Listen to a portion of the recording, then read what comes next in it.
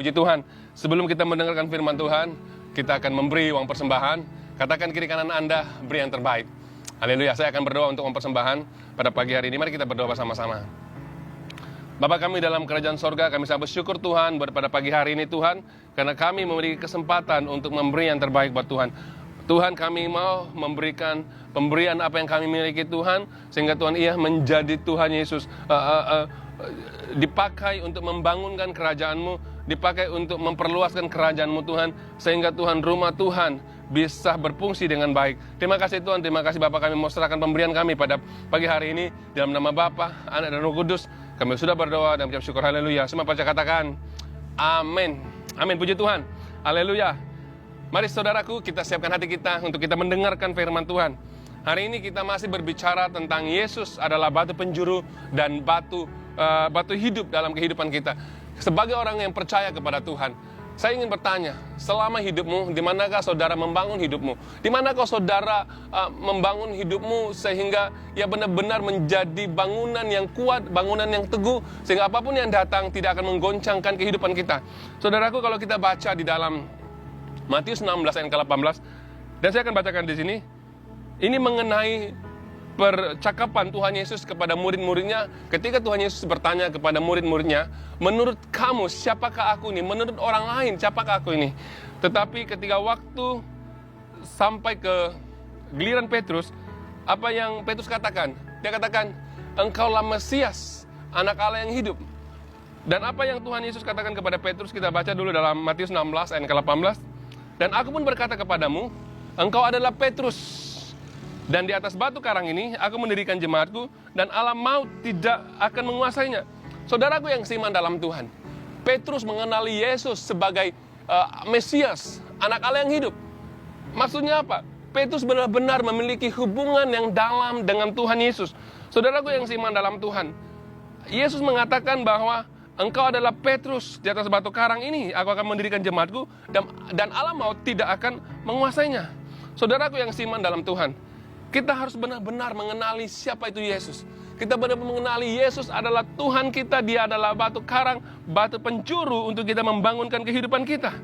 Saudaraku yang seiman dalam Tuhan, sebagai orang yang percaya, ketika kita membangun hidup kita di atas dasar yang teguh, tidak ada satupun yang bisa menggoncangkan. Apapun yang kita bangunkan, kalau dasarnya di atas Yesus Kristus, kita akan tahan terhadap apapun serangan kejahatan, apapun yang datang dalam hidup kita, serangan bagaimanapun iblis mau menggoncangkan hidup kita. Saya ingin beritahu bahwa kehidupan kita tetap teguh dan tetap goyang. Tidak akan pernah goyang karena Tuhan Yesus adalah Tuhan yang luar biasa. Amin. Saudaraku yang seiman dalam Tuhan, ketika pencobaan datang, ketika kita membangunkan kehidupan kita sebagai satu rumah yang rohani, saya ingin memberitahu bahwa hidup kita akan menjadi kehidupan yang luar biasa. Oleh itu kita harus siapkan membangun rumah Tuhan, rumah yang luar biasa, sehingga kita bisa menggunakan kehidupan kita untuk membawa persembahan rohani di hadapan Tuhan. Saudaraku yang seiman dalam Tuhan, saya ingin tanya, bagaimana saudara membangun hidup saudara? Bagaimana kita membangun hidup saudara? Adakah saudara selama ini sudah membangun hidupmu benar-benar di atas dasar yang teguh? Atau saudara membangun hidupmu di atas dasar yang kamu tidak tahu? Kamu membangun di atas dasar apa yang kamu lihat? Saudaraku yang seiman dalam Tuhan, kita perlu membangun hidup kita di atas dasar Yesus Kristus. Kita perlu ada hubungan dengan Tuhan. Saudara perlu mengenali Yesus secara pribadi seperti Petrus mengenali Yesus sebagai Mesias, anak Allah yang hidup. Saudaraku yang seiman dalam Tuhan, kita perlu mengenali Yesus. Kita perlu memiliki hubungan dengan Dia, sehingga kita tahu bagaimana kita membangunkan apa yang dinamai rumah rohani. Saudaraku yang seiman dalam Tuhan, kita baca dalam 1 Petrus pasal yang kedua, yang keempat. Dan datanglah kepadanya batu yang hidup itu, yang memang dibuang oleh manusia, tetapi yang dipilih dan dihormat di hadirat Allah. Datanglah kepadanya. Amin, saudaraku. Kita perlu datang kepadanya, batu yang hidup itu. Kenapa? Kalau kita datang kepadanya, maksudnya kita mau mengizinkan hidup kita memiliki hubungan dengan Tuhan. Kita mau mengizinkan Tuhan beracara dalam kehidupan kita. Ketika kita memiliki hubungan dengan Yesus, saudaraku, kita sedang membangun bersama-sama dengan Dia. Kita memiliki hubungan yang intim. Kita datang menyembah Tuhan. Kita datang membuka hati kita kepada Tuhan. Kita datang supaya kita bisa mendengarkan suaranya, saudara. Ini sangat penting. Ketika kita membangun di dalam kehidupan kita, kita membangun di atas dasar yang teguh, saudaraku, kita akan melihat bagaimana Tuhan bekerja dalam kehidupan kita. Bagaimana kita mengendalikan kehidupan kita. Bagaimana kita membangun di atas dasar yang teguh. Karena kita percaya, saudara, ketika kita memiliki hubungan dengan Tuhan, kita bisa menjadi batu yang hidup. Kita bisa membangun bersama-sama. Kita bisa membangunkan rumah Tuhan. Kita percaya bahwa apa yang kita bangunkan itu adalah milik Tuhan. Tak ada satupun yang menjadi milik kita. Oleh itu, saudaraku, kita perlu mengizinkan Tuhan membangun di dalam kehidupan kita. Kita perlu ada hubungan dengan Dia. Saya ingin tanya kepada saudara, sejauh mana hubunganmu dengan Tuhan?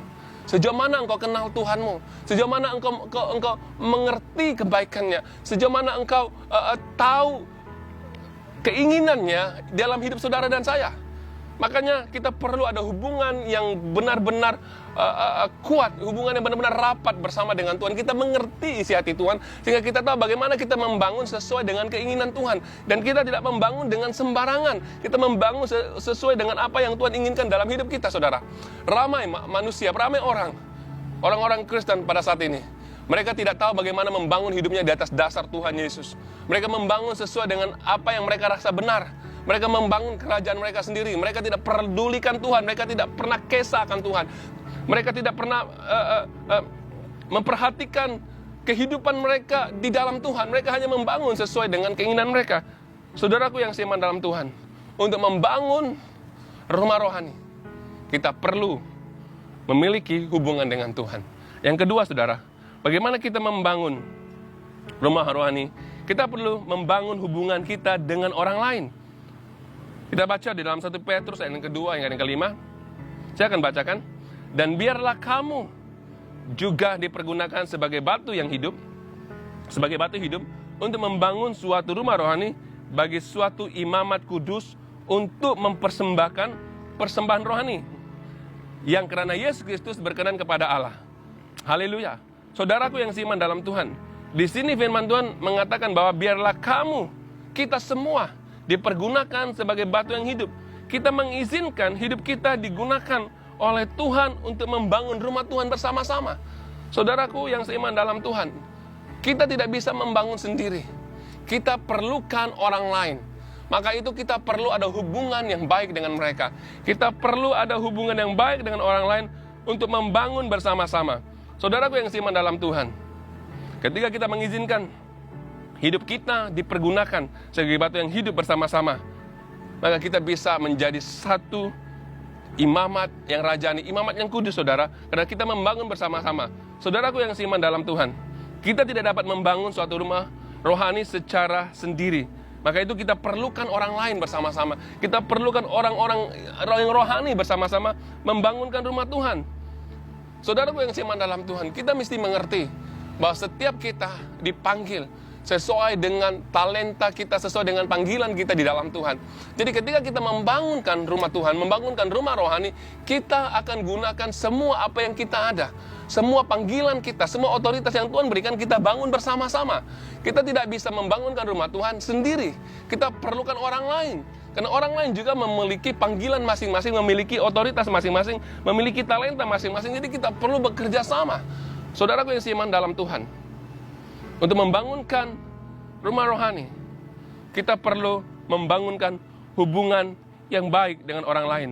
Saudaraku yang seiman dalam Tuhan, hubungan kita dengan orang lain sangat penting. Kita perlu membangun hubungan yang baik. Jika kita katakan kita memiliki hubungan yang baik dengan orang lain, maka kita sanggup untuk bekerja sama dengan mereka.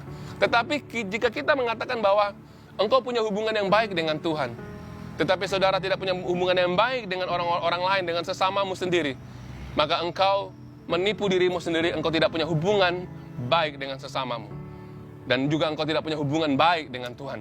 Saudaraku yang seiman dalam Tuhan, mari kita belajar menilai sejauh mana hubunganmu dengan orang lain. Adakah saudara pada hari ini memiliki hubungan yang baik dengan mereka? Adakah saudara menghargai mereka? Sama-sama membangun rumah Tuhan, membangun rumah rohani, sehingga rumah rohani ini kita pergunakan untuk mempersembahkan sesuatu yang rohani buat Tuhan. Saudaraku yang seiman dalam Tuhan, bagaimana kita boleh bersatu membangun bersama-sama? Bagaimana saudara? Kita baca dulu dalam Yohanes 17 ayat yang ke-20. Dan bukan untuk mereka ini saja aku berdoa, tetapi juga untuk orang-orang yang percaya kepadaku oleh pemberitaan mereka.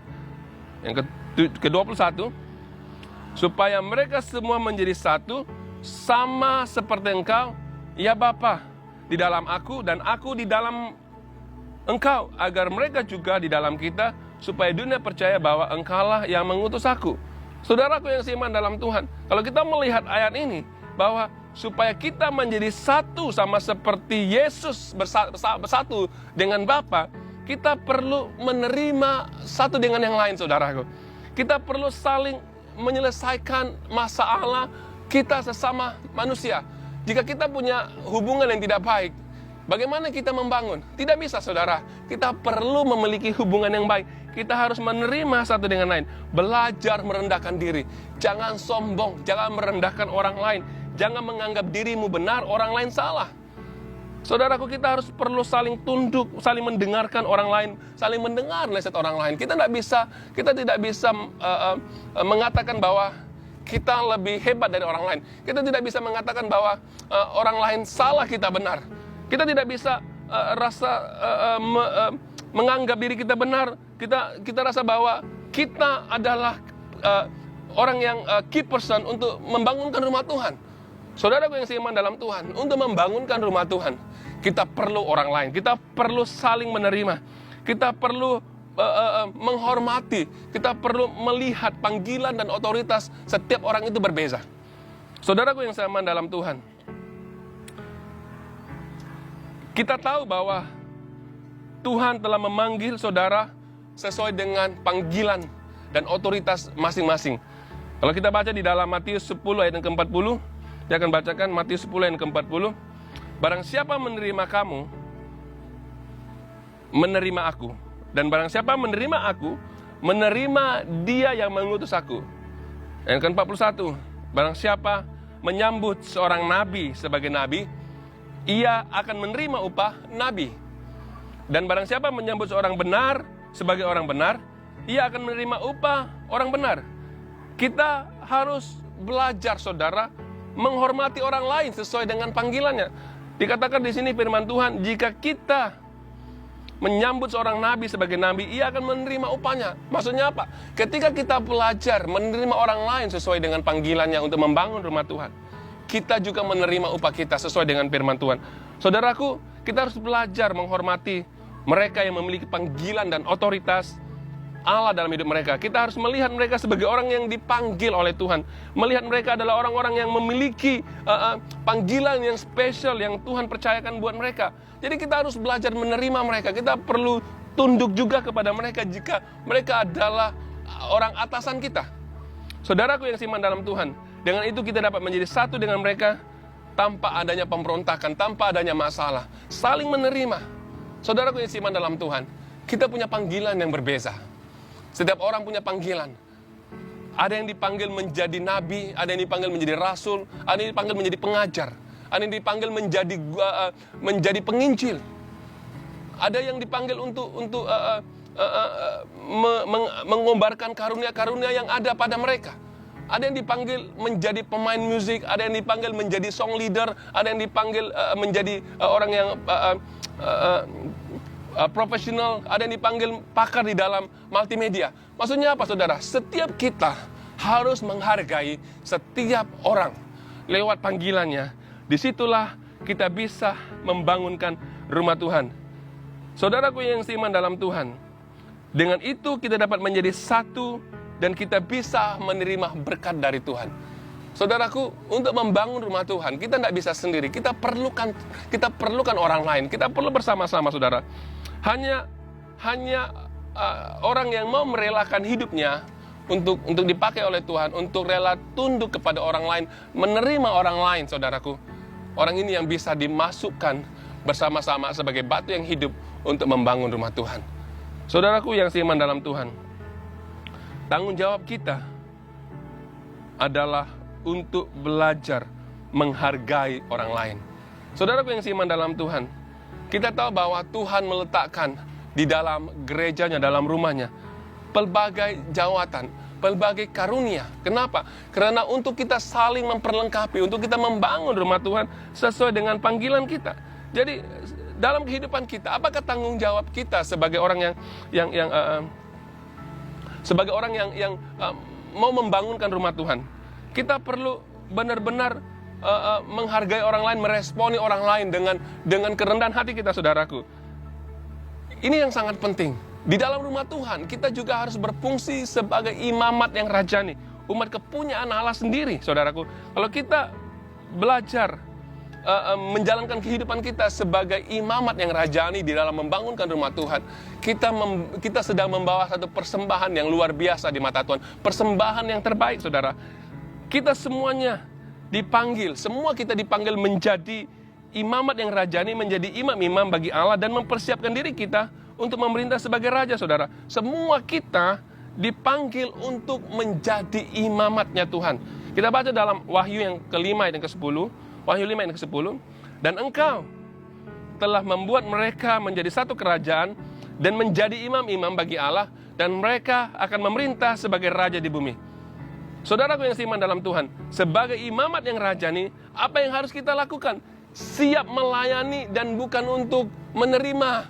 Maksudnya apa? Kita siap melayani Tuhan tanpa mengharapkan apa-apa dari orang lain. Kita siap melayani Tuhan karena kita tahu bahwa kita lah imamat yang rajani. Kita tahu bahwa kita memberi hidup kita kepada Tuhan. Kita memberi masa kita kepada Tuhan. Kita tidak akan memberikan kehidupan kita untuk melayani Tuhan ketika pada waktu kita sudah tua. Tetapi pada waktu ini, selagi kita masih kuat, masih punya kesempatan sebagai imamat yang rajani, kita mau mempersembahkan hidup kita kepada Tuhan. Kita mau dipakai oleh Tuhan membangunkan rumah rohani. Saudaraku yang seiman dalam Tuhan, sebagai imamat rajani dalam membangunkan rumah Tuhan, kita membawa persembahan yang bisa diterima oleh Tuhan. Maksudnya apa? Tuhan kita adalah Tuhan yang layak menerima persembahan, karena dialah Tuhan, dialah Raja yang besar dan ditakuti oleh para bangsa-bangsa. Persembahan yang diterima oleh Tuhan adalah persembahan yang membuatkan kerajaan Allah diperluaskan, sehingga rumah Allah bisa dibangunkan dengan luar biasa, saudara. Saudaraku yang seiman dalam Tuhan, sebagai imamat yang rajani, kita perlu memperhatikan hidup kita. Adakah kita sudah membawa hidup kita untuk dipakai oleh Tuhan membangunkan rumah rohani? Adakah kita benar-benar sudah memberikan persembahan kita kepada Tuhan? Persembahan yang benar, persembahan yang bisa diterima oleh Tuhan, persembahan yang bisa membawa kemuliaan buat kerajaan Tuhan. Saudaraku yang seiman dalam Tuhan, kita adalah imamat yang rajani. Kita harus membawa hidup kita, membawa persembahan kita kepada Tuhan. Beri hidupmu untuk melayani Tuhan. Mari saudaraku, selagi kita masih memiliki kehidupan, memiliki kesempatan, mari kita membangun hidup kita. Kita melayani Tuhan, kita memberikan hidup kita untuk mempersembahkannya kepada Tuhan sebagai persembahan yang kudus, sehingga hidup kita benar-benar menjadi berkat buat banyak orang. Saudaraku, mari kita baca dalam Roma 12 ayat pertama dan kedua. Roma 12 ayat pertama dan kedua. Saya akan bacakan di sini.